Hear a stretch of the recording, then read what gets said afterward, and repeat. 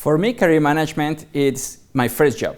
If I neglect this first job, then I'm significantly impacting not only my current role in my organization, but all my future roles. And not only in my organization, but also in my city, in my community, in my country. This is something that I never did in my life. I started a career and I was just going with the flow. You know, you get a call, you get a next job, and then you get a little more money and you move on without taking a step back and saying, hey, what am I looking for? What excites me? What sort of skills am I bringing to an interview?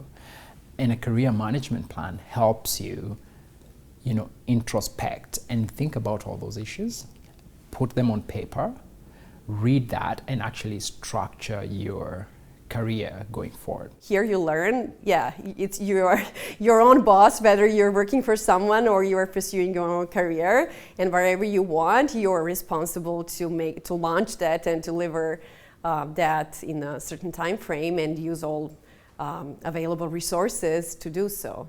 So that was a big revelation for me.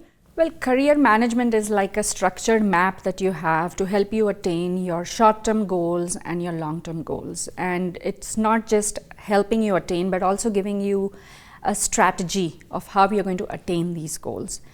If you don't have a career management plan, it's pretty much like going out into the wild without having a GPS system, because especially when you're new to Canada, and if you think you're going to get back into your own field and that same particular role, how are you going to get there is a big question mark, because the skills, the strategies that you applied back home may necessarily not work here.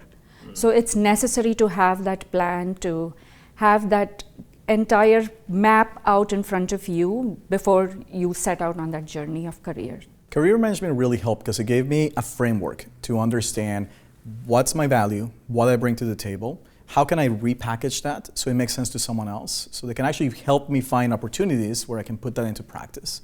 And it also helped me to define what's the role that I want next, where do I want to be, and how do I want my career to develop.